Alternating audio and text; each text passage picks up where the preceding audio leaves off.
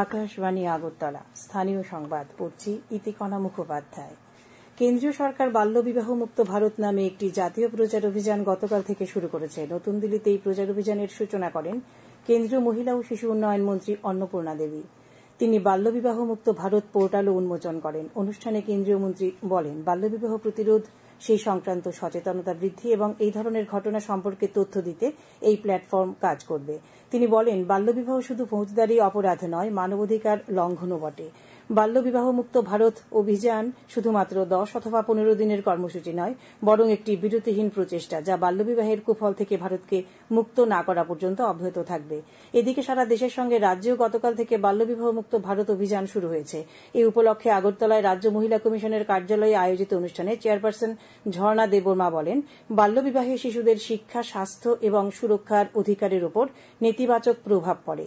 অনুষ্ঠানে রাজ্য শিশু অধিকার সুরক্ষা কমিশনের চেয়ারপারসন জয়ন্তী দেববর্মাও বক্তব্য রাখেন। ঝাড়খণ্ডের মুখ্যমন্ত্রী হিসেবে আজ শপথ নিতে চলেছেন হেমন্ত সোরেন। রাঁচির মোরাবাদী মাঠে বিকাল 4টায় শপথ গ্রহণ অনুষ্ঠান হবে।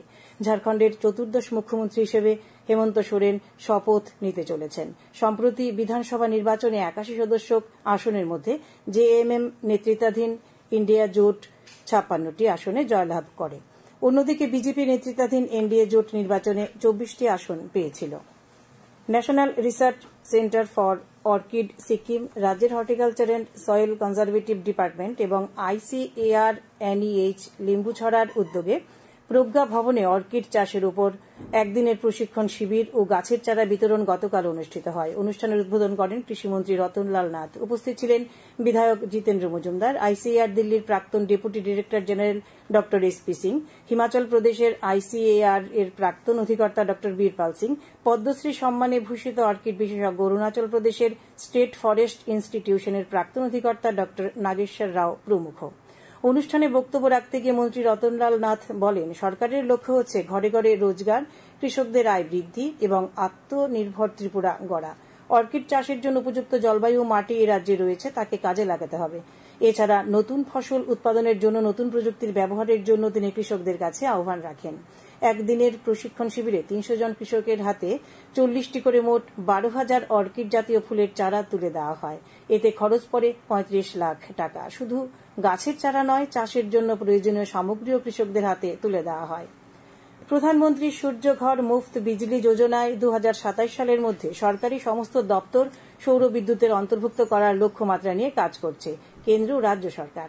সেই সঙ্গে সরকারের লক্ষ্য দেশে 1 কোটি বাড়িতে সৌর বিদ্যুৎ পৌঁছানোর। এখন পর্যন্ত রাজ্যে 76টি বাড়িতে PM সূর্যঘর মুফত বিজলি যোজনায় সৌর বিদ্যুৎ পৌঁছে দেওয়া হয়েছে। তাছাড়া এখনো পর্যন্ত অনলাইনে ন্যাশনাল পোর্টালে রেজিস্ট্রেশন করেছেন 9,908 জন। তার মধ্যে আবেদনপত্র জমা পড়েছে 990টি। রাজ্যে বর্তমানে 12টি সরকারি অফিসে সৌর বিদ্যুৎ ব্যবহার করা হচ্ছে।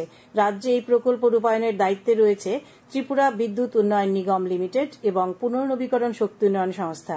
ত্রিপুরা বিদ্যুৎ উন্নয়ন নিগমের বাস্তুকার তথা PM সূর্যঘর মুফত বিজলি যোজনার স্টেট নোডাল অফিসার সুজাতা সরকার গতকাল আকাশবাণীর প্রতিনিধিকে একথা জানান। তিনি বলেন, এই প্রকল্পে মূল উদ্দেশ্য হচ্ছে নিজেরাই নিজেদের বিদ্যুৎ উৎপাদন করে বিদ্যুৎ সাশ্রয়ের পাশাপাশি খরচ কমাতেও সচেষ্ট হবেন। যেভাবে জ্বালানি ফুরিয়ে যাচ্ছে, গ্যাস, কয়লা কমে যাচ্ছে, বায়ুতে কার্বনের পরিমাণ বাড়ছে, তার হাত থেকে জনগণকে রক্ষা করতে 2024 সালের 13 ফেব্রুয়ারি প্রধানমন্ত্রীর নরেন্দ্র মোদী কম খরচে মানুষের কাছে সৌর বিদ্যুৎ পৌঁছে দিতে এই প্রকল্পের সূচনা করেছিলেন। ত্রিপুরা মধ্যশিক্ষা পর্ষদ পরিচালিত 2025 সালের উচ্চ মাধ্যমিক পরীক্ষা 24 ফেব্রুয়ারি এবং মাধ্যমিক পরীক্ষা 25 ফেব্রুয়ারি থেকে শুরু হবে। পর্ষদের সভাপতি ড ধনঞ্জয় গণ চৌধুরী গতকাল আকাশবাণীর প্রতিনিধিকে এ খবর জানান। তিনি জানান, উচ্চ মাধ্যমিক ও মাধ্যমিক পরীক্ষার সম্পূর্ণ রুটিন আগামী মাসের মাঝামাঝি সময়ে প্রকাশ করার সম্ভাবনা রয়েছে। প্রতিষ্ঠা দিবসের অঙ্গ হিসেবে গতকাল BSF এর সাবরুম সীমান্ত ফাঁড়িতে অস্ত্র প্রদর্শন ও ডগ শো করা হয়েছে। BSF এর শালবাগান সদর দপ্তর জানিয়েছে, কেন্দ্রীয় বিদ্যালয় বগাফা এবং মনু বনকুলের ধম্মদীপা ইন্টারন্যাশনাল বুদ্ধিস্ট বিশ্ববিদ্যালয়ের ছাত্রদের এই অস্ত্র দেখানো হয়। BSF আরও জানায়, এই অনুষ্ঠানের উদ্দেশ্য ছিল দেশকে রক্ষায় BSF এর ভূমিকা সম্পর্কে সচেতন করা এবং তরুণ প্রজন্মের মধ্যে দেশপ্রেমের বোধ জাগানো। Mustaq Ali trophy T20 cricket প্রতিযোগিতার গ্রুপের তৃতীয় খেলাতেও ত্রিপুরা হেরে গেছে। গতকাল ইন্দোরে অনুষ্ঠিত খেলায় গুজরাট 8 উইকেটে রাজ্যদলকে পরাজিত করে।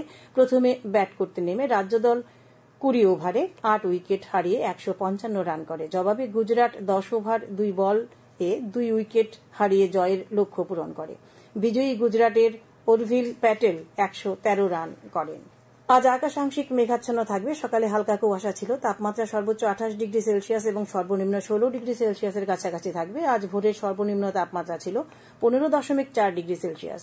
বঙ্গোপসাগরে নিম্নচাপের ফলে সৃষ্ট সম্ভাব্য ঘূর্ণিঝড়ের কারণে রাজ্যে শীত পড়তে দেরি হচ্ছে বলে আবহাওয়া দপ্তর সূত্রে জানা যায়। স্থানীয় সংবাদ এখনকার মতো এখানেই শেষ হলো।